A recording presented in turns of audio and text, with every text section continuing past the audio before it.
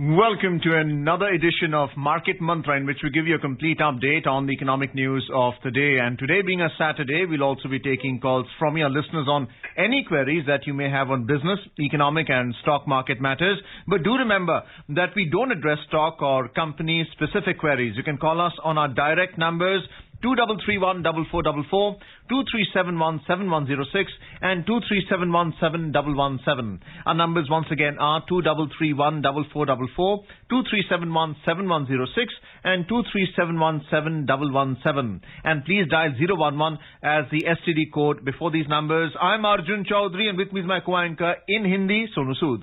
धन्यवाद अर्जुन। नमस्कार श्रोताओं, मार्केट मंत्र में आपका स्वागत है। रोज की तरह आज भी हम ताजा आर्थिक समाचार आप तक लाएंगे। श्रोताओं, आज शनिवार है। हर शनिवार की तरह आज भी हम आपके प्रश्न सीधे प्रोग्राम में शामिल करेंगे। आप हमसे आर्थिक, व्यापारिक और शेयर बाजार से जुड़े किसी भी मुद्दे पर जानकारी प्राप्त कर सकते हैं, परंतु याद रखिएगा कि हम किसी विशेष कंपनी या स्टॉक के बारे में आपको इस कार्यक्रम में जानकारी नहीं दे पाएंगे। हमसे बात करने के लिए आप इन नंबरों पर हमें फोन कर सकते हैं 23314444, 23717106 और तीसरा नंबर है 23717117। दिल्ली से बाहर के श्रोता इन नंबरों से पहले 011 भी डायल करें। प्रश्नों के जवाब देने और चर्चा के लिए हमारे साथ कार्यक्रम में आमंत्रित है वरिष्ठ आर्थिक विश्लेषक शरद कोहली। शरद जी नमस्कार, कार्यक्रम में आपका स्वागत है। नमस्कार सोनू, नमस्कार अर्जुन और सभी श्रोताओं को मेरा हार्दिक अभिनंदन। और अब सबसे पहले हेडलाइंस के साथ है Arjun Chaudhary. Finance Minister Nirmala Sitharaman to chair the 43rd GST Council meeting via video conferencing on the 28th of this month. And on Wall Street, Dow advances 1.1% on technology shares surge and reopening trades. वित्त मंत्री निर्मला सीतारमन इस महीने की 28 तारीख को video conferencing द्वारा GST परिषद की 43वीं बैठक की अध्यक्षता करेंगी और वॉल स्ट्रीट में टेक क्षेत्र के शेयरों में भारी बढ़त और आर्थिक गतिविधियां खोले जाने के बीच डाउ में 1.1% का उछाल हुआ दर्ज।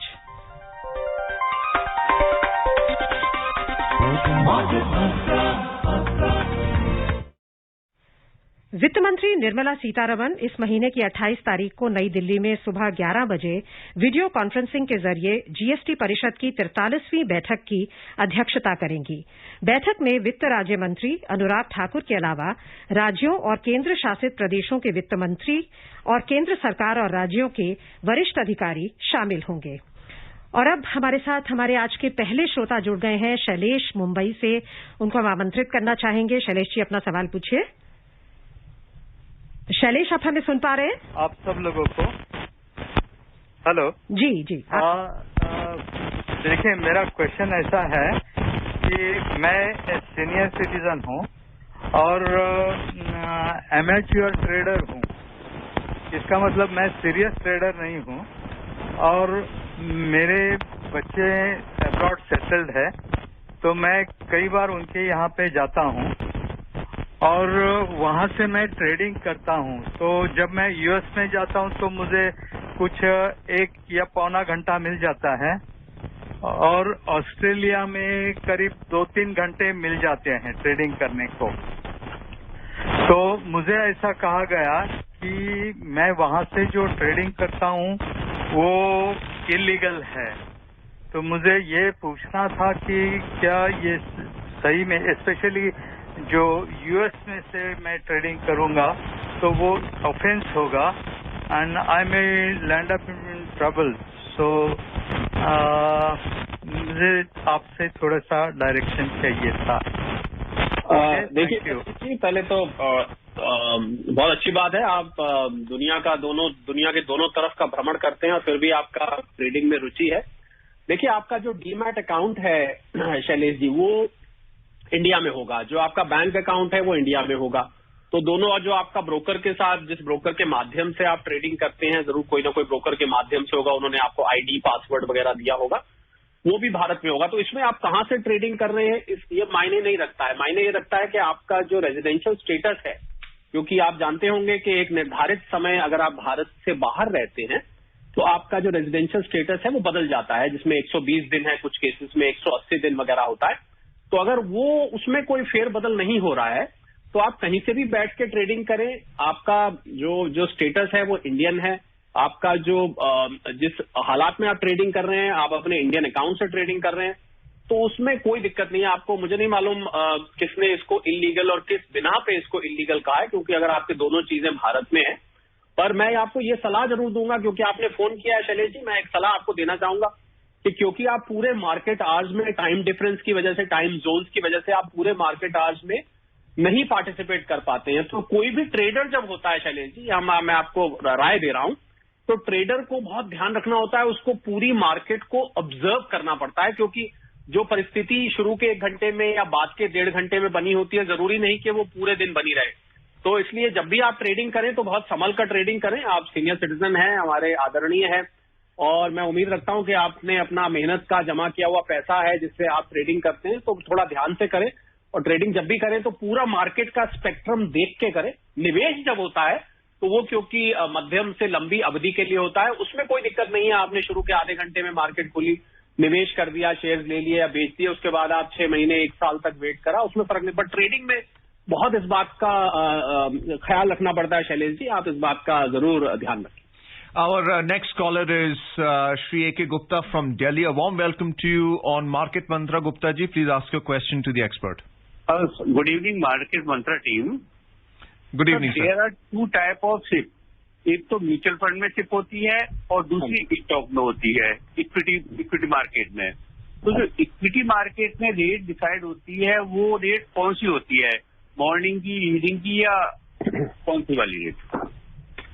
गुप्ता जी देखिए, सिप जो है सिस्टमैटिक इन्वेस्टमेंट प्लान जिसको कहते हैं, वो एक मेथड है। अब जब वो म्यूचुअल फंड्स में शुरू किया गया था, सिप जब SIP शुरू किया गया था, तो म्यूचुअल फंड्स की मंशा ये थी कि जो निवेशक है वो हर महीने कुछ न कुछ उसमें डालता जाए, जिससे उसको NAV बढ़ने घटने का एवरेजिंग होता जाए और लंबी अवधि में वो बेनिफिट करे, उसको फायदा हो। अब इस SIP कॉन्सेप्ट को एज ए कॉन्सेप्ट बहुत सारी चीजों में लाभी, तो आपको हैरानी होगी गुप्ता साहब के सिप को गोल्ड में भी लोग कर रहे हैं, कि गोल्ड में सिप लोग हर महीने थोड़ा थोड़ा गोल्ड खरीदते हैं। तो सिप को जो कि एक मैकेनिज्म था म्यूचुअल फंड में करने का, एक ब्रांडेड मैकेनिज्म था, उसको अब एज ए कॉन्सेप्ट लिया जा रहा है। तो आपने जो इक्विटी का पूछा, देखिए इक्विटी में जो आप SIP करते हैं, कोई इसके पीछे, ये तो आपकी मर्जी है, आप जब भी करना चाहें, आप जो भी रेट उठाना चाहें, जब आपको लग रहा है कि रेट नीचे है। अमूमन आदमी इन्वेस्ट तभी करता है जब उसको लगता है कि मार्केट में कोई करेक्शन आई हुई है। पर SIP करने का फायदा ये है गुप्ता साहब के आपको एक लंबी अवधि में एवरेज रेट पे प्राइस मिलेगा, मतलब जो प्राइस में उतार चढ़ाव है उस दोनों का आपको लाभ मिलता रहेगा, और लंबी अवधि में आपको एक ऐसी प्राइस बैठ जाएगी जो आपको आगे जाके मुनाफा देगी। तो ये आपने सिप मार्केट में, क्योंकि ये तो आपकी मर्जी से चलता है, कोई उसमें कानून नहीं है या किसी फंड के अंतर्गत नहीं चलता है। आप जब करेक्शन हो आप लें। अगर आप SIP करते हैं, अच्छे स्टॉक्स में SIP करना, आजकल हम सभी श्रोताओं को ये बताना चाहेंगे कि अच्छे स्टॉक्स में SIP करना आजकल एक नया ट्रेंड बना है, और हमने देखा है कि निवेशकों को मध्यम से लंबी अवधि में इससे बहुत लाभ हुआ है, क्योंकि वो प्राइस जब कभी बढ़ी होती है तब लेते हैं, कभी बिल्कुल घटी होती है तब लेते हैं। कुल मिला के उनको एक अच्छी प्राइस बन जाती है, जिससे लंबी अवधि में उनका लाभ हो जाता है। लंबी अवधि आप डिफाइन कर सकते हैं? लंबी अवधि सोनू अलग अलग लोगों के लिए वैसे अलग अलग होती है, पर आप मेरे को शेयर मार्केट में निजी तौर पर पूछे तो मैं 1 साल से 3 साल लेके चलता हूं लंबी अवधि को, अगर आप शेयर मार्केट की बात कर रहे हैं। कभी कभी ये लंबी अवधि कुछ लोग 6 महीने भी मानते हैं, कुछ लोग इसको 5 साल भी मानते हैं, पर औसतन तौर पे मैं 1 साल से 3 साल शेयर मार्केट के लिए सोनू मान के चलता हूं। Sharad, isn't the question specific to the NAV value at the end of the trading session by the listener, by the questioner? Well, if he specifically wanted to know about the NAV at the end, yes, he's right. I mean, if maybe I didn't hear it properly. If he is specifically asking about the NAV value at the end of the trading session, yes, it is at the end of the trading session, because whatever the AMC buys, it will probably consider when the market session closes down, it takes the end value, and that is what. Yes, you're right. Maybe I didn't hear it properly. अगले collar है मुंबई से हसमुख जी, आपका स्वागत है, सवाल पूछें। या good evening market मंत्रा team. Good evening. हाँ, मेरा प्रश्न ये है कि जो इजराइल में जो हो रहा है, हाँ, उसका इम्पैक्ट हमारी मार्केट में नेक्स्ट वीक में कितना रहेगा? क्या डरने की बात कोई है? हसमुख जी देखिए, जब भी जियोपॉलिटिकल सिचुएशन दुनिया में कहीं भी अदला बदली होती है या उसमें डिस्टर्बेंस होती है तो उसका असर तो अवश्य होता है। अगर ये जो कॉन्फ्लिक्ट है जो इजराइल में हो रहा है, हमास और पैलेस्टाइन और इजराइल के बीच बहुत भारी गोलाबारी और बहुत एग्रेशन देखने को मिल रहा है, हम सभी प्रार्थना करते हैं कि जल्दी शांत हो जाए, वरना अगर ये लंबा चलता है तो लाजमी बात है। तो जियोपॉलिटिकल सिचुएशन में होता क्या है हसमुख साहब के उसमें दूसरे देश जब जुड़ने लगते हैं या पोलराइजेशन जिसको हम कहते हैं कि कोई किसी देश का मित्र है वो उसका साथ देने आ जाता है, तो ये फिर बढ़ने की उम्मीद होती है। तो हम यही मैंने आपको काम प्रार्थना करते हैं कि आगे ये ना बढ़े और यहीं पर शांत हो जाए। शांति प्रिय दुनिया के सब लोग हैं, किसी कारण से आपस में ऐसा हो जाता है, पर हाँ मार्केट पे असर इसका अगर ये लंबा चला और अगर ये आगे बढ़ा और बहुत ज्यादा इसमें कैजुअलिटीज होने लगी, जी हाँ, दुनिया के बाजारों पर असर होगा। अमेरिका के बाजार हैं, यूरोप के बाजार हैं, इजराइल के बहुत पास यूरोप है, वेस्ट एशिया के नजदीक है यूरोप, उन पे असर हुआ तो लाजमी बात है। भारत आपने देखा होगा जब विदेशी बाजारों में कुछ भी रिएक्शन होता है शार्प, तो उसका भारतीय बाजारों पर अवश्य असर होता है। पूरी की पूरी जो ग्लोबल स्टॉक मार्केट है एक परिवार की तरह है। आपने बहुत दफे ये नोट किया होगा कि एक के जैसे बोलते हैं कि खरबूजे को देख के खरबूजा रंग बदलता है, तो एक मार्केट को देख के दूसरी मार्केट रिएक्ट करती है। तो बिल्कुल इसका असर हो सकता है अगर लंबा चला। बाकी मैं आपको सलाह ये दूंगा हसमुख जी कि कभी भी आप बहुत छोटी अवधि का नजरिया, कि आपने कहा कि अगले हफ्ते में क्या होगा, तो अगले हफ्ते में हो सकता है अगर ये बढ़ गया कॉन्फ्लिक्ट तो उसका असर हो सकता है, पर थोड़ा सा आप नजरिया अपना थोड़ा सा लंबा लेके चला करें। एक हफ्ते का नजरिया रखना मैं समझता हूँ बहुत छोटा नजरिया, उसमें फिर ट्रेडर कई दफे फंस भी जाते। Sharad, very briefly, will it have an impact on oil prices? Oh yes, if anything happens, Arjun, in West Asia, which is the stockpile of the world, it is the stock resource of the world. So it is very hard to imagine that any disturbance in the West Asian territory will not have an impact on oil because the conflict is between the Jews and the Muslim world, and the West Asia has a lot of, there is Saudi Arabia, there is UAE, there is Kuwait, there is Bahrain, there is Qatar, they are all near that area. So any disturbance in that area can cause ripples in the oil prices without a doubt. Our next caller is Ratnakar from Mumbai. A warm welcome to you in the program, sir. Please ask your question. Hello, good evening, sir. मेरा सवाल है कि honourable prime minister ने कल या परसों वो किसान योजना के अंदर बहुत किसानों को पहली कौन सी किस्त दे दी, किसान सम्मान योजना। तो ये किसान सम्मान योजना क्या है, ये एक मेरा सवाल है। और दूसरा इसके साथ है कि अभी समझो हमने शेयर बाय कर दिया, तो वो इन्वेस्टमेंट कितना मिनिमम रिटर्न उसमें एक्सपेक्ट हमने करना चाहिए, 10% या 15%? ओके, पहले आपके रत्नाकर जी पहले प्रश्न का मैं उत्तर दे दूं। किसान सम्मान निधि प्रधानमंत्री जी द्वारा भारत सरकार द्वारा लॉन्च की गई योजना है। आपने देखा होगा पिछले साल से वो चल रही है, जिसमें किसानों के पिछले साल से भी शायद कुछ पहले से चल रही है। उसमें किसानों के खाते में 6,000 रुपए प्रति वर्ष डाले जाते हैं और वो किस्तों में, आपने देखा होगा कल भी प्रधानमंत्री जी ने जो 9.5 करोड़ किसानों को दिया, 2,000 रुपए प्रति अकाउंट डाला गया, मतलब हर अकाउंट में 2,000 इलेक्ट्रॉनिकली उसको ट्रांसफर किया गया।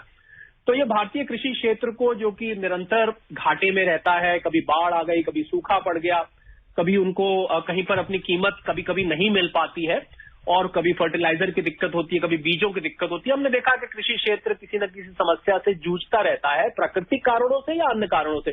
तो उनकी मदद करने के लिए प्रधानमंत्री जी ने अपनी तरफ से ये एक योजना शुरू करी, किसान सम्मान निधि, जिसमें 2,000 रुपए 3 किस्तें इसकी दी जाती हैं। तो साल में 6,000 रुपए किसानों के खाते में डायरेक्ट डाल दिए जाते हैं।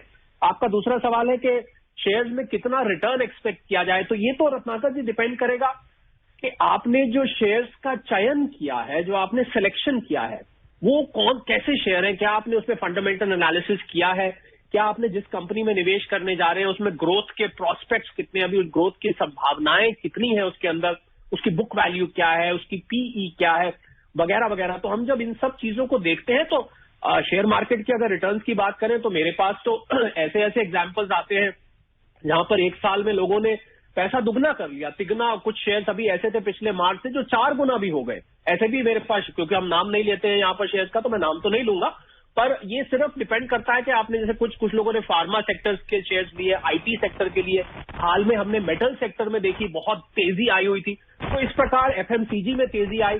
तो ये आप समय के हिसाब से, परिस्थितियों के हिसाब से और कंपनी की वैल्यूएशन के हिसाब से अगर आप अच्छे शेयर्स का चयन करेंगे तो आपको बहुत अच्छा उसमें मुनाफा हो जाता है। कोई ऐसा मापदंड नहीं है रत्नाकर जी के 10%, आपने बोला 10% या 15% हम इन्वेस्टमेंट से एक्सपेक्ट कर सकते हैं। आप इसमें कुछ भी एक्सपेक्ट कर सकते हैं और हाँ, ये भी सतर्क रहे, घाटा भी हो सकता है, उसके लिए भी तैयार रहना चाहिए। शेयर मार्केट एक थोड़ा सा रिस्की प्रोपोजिशन होता है, जितना हाई रिस्क रिटर्न होता है उतना ही रिस्क भी होता है। तो आप ध्यान से सोच समझ कर और एनालिसिस कर निवेश करें, आपको अच्छा मुनाफा होगा।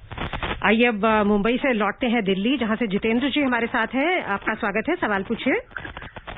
Good evening to the entire team and especially Mr. Kohli, who is like Navratna of Market Mantra. Now, my question. It is that about 90% of my overall money is in equity or equity-related mutual funds. 90%. And some part is in gold, maybe 5-7%. Now, I just want to ask whether this is okay because I don't have any problem financially. There is no EMI and I've got a good income per month. And second question is that out of this 90% in the about 80% in equity, there are only 11 stocks. And in those 11 stocks, the top 4 are having about 30%, 25%, and remaining 20% in the 8 stocks. So I just wanted to ask, in a fairly large portfolio, how many stocks in general should be there in a portfolio? Although it depends on case to case, but I would like to have your guidance. Thank you. Jitendra ji, first of all, thanks for your word of appreciation, which I would like to share with the entire Market Mantra team, who put in a lot of hard work to bring this program to you. You see, you mentioned that you've got mutual funds, you've got 90% exposure of your investments in equity. Well, ideally, any investment advice is done on a one-to-one basis. I mean, we need to see your overall portfolio, your expectations, your risk-taking capacity, your goals and objectives, your age, your inheritance plan, whom do you want to pass on, and so on. So those are so many factors.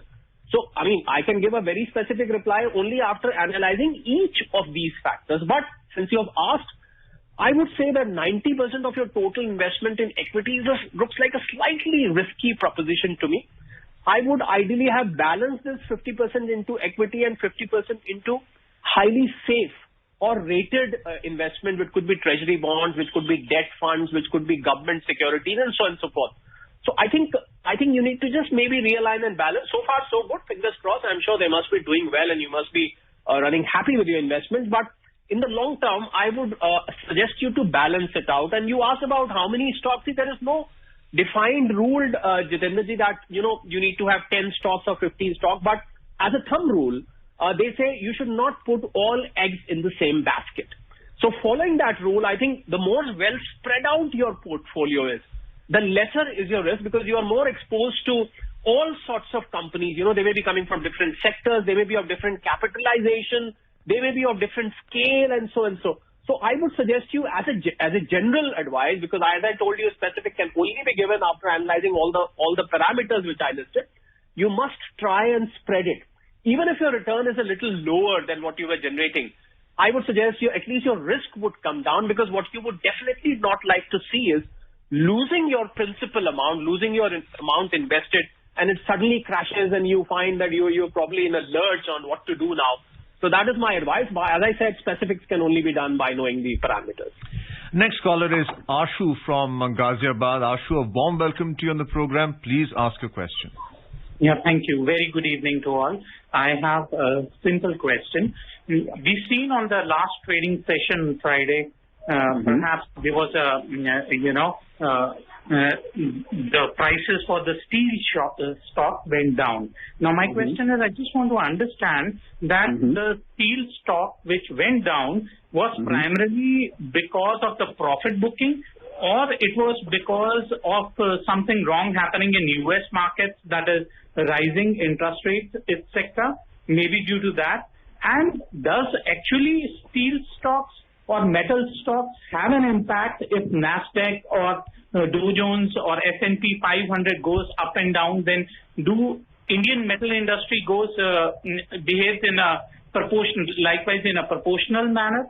So this was one of the questions. And the second is very small and simple question. In the current scenario, if I have to invest, which one would you suggest in investing in public sector banks or private sector banks? Thank you so much, And also, lots of regards. You guys are doing a wonderful work for putting up this great show. Thank you again.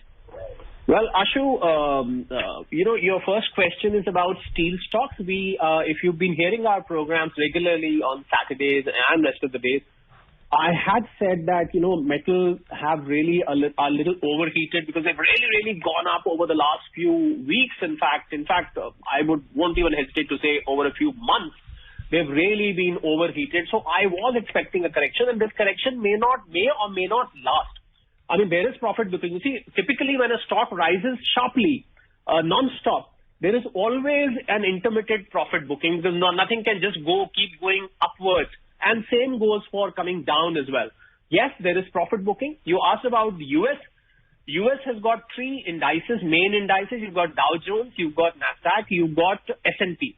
So the S&P 500 is comprising of traditional stocks, the old economy stocks, as they say. Yes, sometimes the impact of the US stocks is felt in India. In fact, there is a very common saying we use in stock market that America sneezes and the rest of the world catches cold. So there is an impact sometimes when we find that there are inflation fears in US now. I mean, the fears are becoming more and more realistic with the kind of money which is being pumped into the American economy is leading to inflation. So that can probably cascade to the Indian markets also. So that is my first advice to you. Your second question, Ashu, was about whether you should go for public sector banks or private sector banks. See, my advice would be very neutral, Ashu, because public sector banks, off late, if you've noticed, there's been a lot of activity in sleepy kind of private sector bank or public sector bank stocks, and they have started moving because wherever the valuation is good, I think that is a good investment. It is not about public sector or private sector. Government is making desperate efforts to probably privatize some of these banks, disinvest from some of the banks, monetize the assets. So these kind of steps may create a lot of activity in public sector banks as well. But private sector banks, some of the blue chip banks have been good performers anyway, if you've been observing over the last few years, in fact. So therefore you need to be taking decisions on a situational basis. If you find that government is coming out with something, you can probably consider more of public sector banks. If you find that there have been excellent results posted by some public sector or private sector banks, you can start looking at them also. So let your decision be very situational and based on news and developments which are happening in the banking sector. हमारे अगले collar Bihar से हमारे साथ जुड़े हैं। जबीर, आपका स्वागत है, सवाल पूछिए। Sir, madam, my question is what is cryptocurrency and how can I trade in it? And the second question, madam, I cannot hear the program in Kishanganj properly. Kindly, madam, solve the problem. Okay, thank you, madam. Jabir ji, आप बिहार से बोल रहे हैं। पहले तो आपको बहुत बहुत नमस्कार, बहुत दूर से आप फोन कर रहे हैं। देखिए, क्रिप्टो करेंसी एक ब्लॉकचेन टेक्नोलॉजी होती है। इसको समझाने में तो बहुत देर लगती है। उस ब्लॉकचेन टेक्नोलॉजी पे आधारित है। इनके कॉइन्स की माइनिंग की जाती है। सबसे मशहूर उसमें बिटकॉइन है, और भी एथेरियम है, रिपल है, डॉजीकॉइन है, बहुत सारी क्रिप्टो करेंसीज हैं भारत में। पर मैं आपको, क्योंकि लंबा डिस्कशन है, इतना लंबा तो हम अभी नहीं कर पाएंगे, पर मैं आपको निचोड़ सब बात का ये बताता हूँ कि अभी भारत में इसको ट्रेड करना पूरी तरह से वैध नहीं है। It is not purely legal to be trading in crypto currency. तो दूसरा, मैं आपको एक जो सतर्क करना चाहूंगा कि क्रिप्टो करेंसी, दो चीजें आप ध्यान रखें। एक तो किसी फंडामेंटल्स पे बेस्ड नहीं होती है, सिर्फ खबरों पे बेस्ड होती है। दूसरा, इसका रेगुलेटरी फ्रेमवर्क कुछ नहीं है। जैसे आम करेंसी को भारत में आरबीआई चलाता है, अमेरिका में फेडरल रिजर्व चलाता है, यूरोप में भी जो भी देश होता है उसमें एक रेगुलेटिंग एजेंसी होती है। क्रिप्टो करेंसी में ऐसा कुछ नहीं है। डिजिटल माध्यम से डिमांड और सप्लाई पे कीमतें ऊपर एक लेजर होता है जिसको हम पब्लिक लेजर, ओपन लेजर बोलते हैं, उसी को ब्लॉकचेन टेक्नोलॉजी बोलते हैं। तो टेक्नोलॉजी के माध्यम से कीमतें घटती बढ़ती रहती है। बहुत शार्प मूवमेंट दिखाई देते हैं, आप सुनते होंगे। और बहुत सारे लोग मैंने देखा है भारत में उसकी तरफ प्रलोभित होते हैं, क्योंकि इतना रिटर्न वो कहते हैं हमने साल में दुगना हो गया, 3 गुना हो गया। तो लाजमी बात है कि आपका ध्यान उस तरफ खिंचता है। तो मैं आपको सलाह ये दूंगा कि ये मेहनत से कमाए हुए पैसे, खून पसीने की कमाई को ऐसे रिस्की एसेट्स में नहीं लगाना चाहिए। जब तक भारत सरकार इसको पूरी तरह से मान्यता नहीं देती, जब तक इसके ऊपर एक रेगुलेटरी फ्रेमवर्क नहीं आता है, I don't think you should be adventurous about your money. तो I will probably not advise you on crypto currency. आपका your second question is कि मैं सुन नहीं पाता हूँ Sonu Arjun. I don't know. I mean, probably they've got a disturbance in there or probably connectivity issues. We'll definitely tell our producers about this, and whatever can be done will be done. Yeah. Our next story is on the U.S. stock markets. The U.S. market surged yesterday, led by technology shares and a reopening of trades. So the Dow Jones Industrial Average climbed 361 points, 1.1% to end at 34,382. The S&P 500 added 61 points, 1.5% to close at 4,174. And the tech-heavy Nasdaq Composite jumped 305 points or 2.3% to 13,430. Stocks advanced even after data showed consumer purchases slowed down last month. U.S. retail sales unexpectedly stalled in April as the boost from stimulus checks faded, but an acceleration is likely in the coming months amid record savings and a reopening economy. U.S. households have accumulated at least $2.3 trillion in excess savings during the coronavirus pandemic, which should underpin spending this year. Meanwhile, consumer spending, which accounts for more than two-thirds of U.S. economic activity, expanded at a 10.7% annualized rate in the first quarter. Our next caller is Krishna Murthy ji from Chennai. I'm afraid we have lost that caller there. Sharad, very briefly, tell us about stimulus checks and how they have actually affected inflation in the U.S. Very briefly.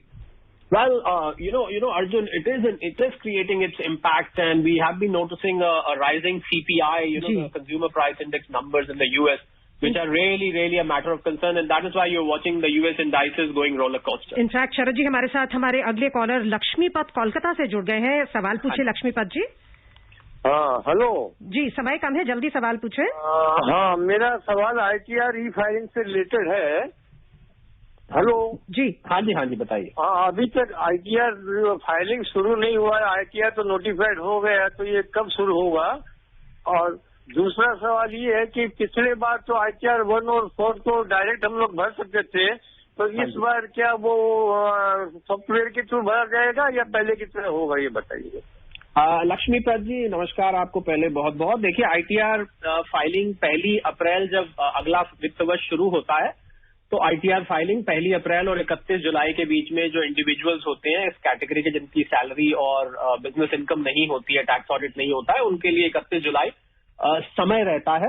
और form 1 और 4 आपने कहा, जी हाँ, अभी तक वही प्रक्रिया है, इसमें कोई फेरबदल अभी नहीं किया गया है. उसकी अनाउंसमेंट होगी ऐसा लग रहा है मुझे, क्योंकि ये कोरोना की वजह से जो राज्यों में लॉकडाउन लगा हुआ है, शायद सरकार विचार करे इस 31 जुलाई को डेट को आगे बढ़ाने की. हालांकि अभी मान के मत चलिए कि आगे बढ़ रही है, मुझे ऐसा लग रहा है कि शायद सरकार इन डेट्स को, कुछ डेटों को आगे बढ़ा गया, पर वो रिटर्न फाइलिंग की डेट्स नहीं है. तो आपका जो प्रश्न था, ITR 1 और ITR 4 दोनों अभी तक वैसे ही हैं जैसे पहले फाइलिंग हो रही थी, वैसे इसकी फाइलिंग होगी. और ITR फाइलिंग खुल चुका है. अगर आपके TDS सर्टिफिकेट्स वगैरह आ गए हैं, आपकी इन्फॉर्मेशन तैयार है, तो आप अपनी फाइलिंग की प्रक्रिया बिना लास्ट डेट का इंतजार करें शुरू कर सकते हैं. और अब कार्यक्रम का समय समाप्त हो रहा है, तो हम आपको धन्यवाद देना चाहेंगे शरद जी, आप आए और हमारे श्रोताओं को इतनी बहुमूल्य जानकारी दी. धन्यवाद जी, थैंक यू सो मच. और इससे पहले कि हम बढ़े हेडलाइंस की ओर, हम अपने सभी श्रोताओं को बताना चाहेंगे कि कभी अगर आप नहीं सुन पाते हैं रेडियो पे डायरेक्टली प्रोग्राम को, तो आप हमारी वेबसाइट पर जा सकते हैं www.newsonair.nic.in और वहां पर मार्केट मंत्रा की रिकॉर्डिंग आप अगले 24 घंटे तक सुन सकते हैं. And before we close, a reminder of the headlines. Finance Minister Nirmala Sitharaman to chair the 43rd GST Council meeting via video conferencing on the 28th of this month. And on Wall Street, Dow advances 1.1% on technology shares surge and reopening of trades. And that's it in this edition of Market Mantra for now. Goodbye. Market Mantra. Market Mantra.